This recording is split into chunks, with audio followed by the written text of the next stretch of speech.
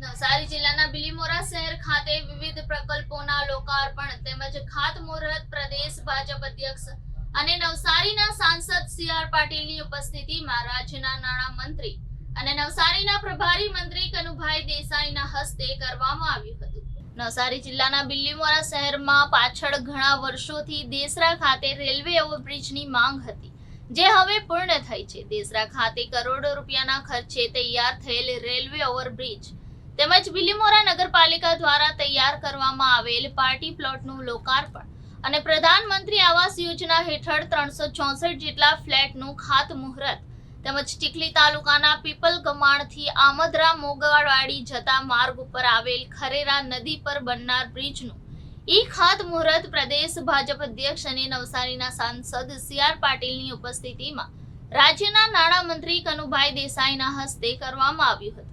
આ પ્રસંગે ઉપસ્થિત લોકોને સંબોધતા પ્રદેશ ભાજપ પ્રમુખ સી.આર. પાટીલે મોદી સરકારની ગેરંટીની વાતો કરી નવસારીના યુવાનોએ રોજગારી માટે સુરત અને અન્ય જિલ્લામાં જવું ન પડે તે માટે અદ્યતન પીએમ મિત્રા પાર્ક નવસારીમાં પીએમ મોદી દ્વારા મંજૂર કરવામાં આવ્યું છે, જેમાં 70,000 જેટલા યુવાઓને રોજગારી મળશે, જેનું ખાતમુહૂર્ત પણ આવનાર જાન્યુઆરીમાં કરીને તેનું કામ શરૂ કરવામાં આવશે તેમ જણાવ્યું હતું. નમસ્કાર મિત્રો,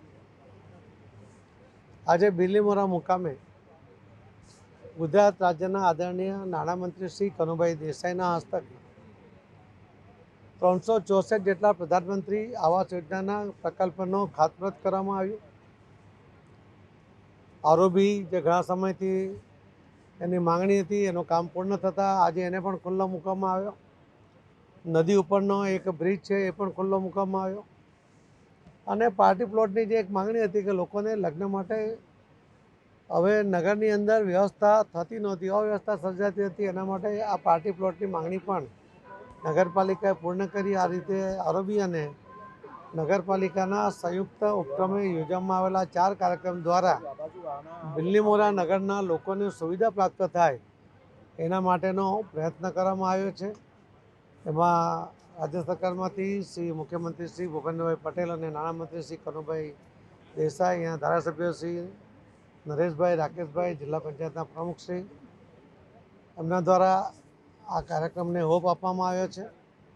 આદરણીય પ્રધાનમંત્રી શ્રી નરેન્દ્રભાઈ મોદી સાહેબે જે મોદીની ગેરંટીની વાત કરી છે અને એમાં જે રીતે આખા દેશમાં લોકોએ એમનામાં વિશ્વાસ વ્યક્ત કર્યો છે, એના કારણે લોકોની સુવિધા, એની અગવડો પહેલાંથી સમજીને અગવડો દૂર કરીને એને સુવિધા આપવા માટે અનેક યોજનાઓનો લાભ એને મળે એના માટે મોદી સાહેબ જે રીતે ગેરંટી આપે છે, લોકોને એનામાં જે રીતે વિશ્વાસ પડ્યો છે, એ રીતે અમારી ભારતીય જનતા પાર્ટીના કાર્યકર્તા તરીકે અમારી પણ ફરજ બને છે કે મોદી સાહેબની ગેરંટીને પૂર્ણ કરવા માટે અમે પણ ખડે પગે તૈયાર છીએ અને મોદી સાહેબની આ ગેરંટીને પૂર્ણ કરવા માટે કટિબદ્ધ છીએ. ધન્યવાદ.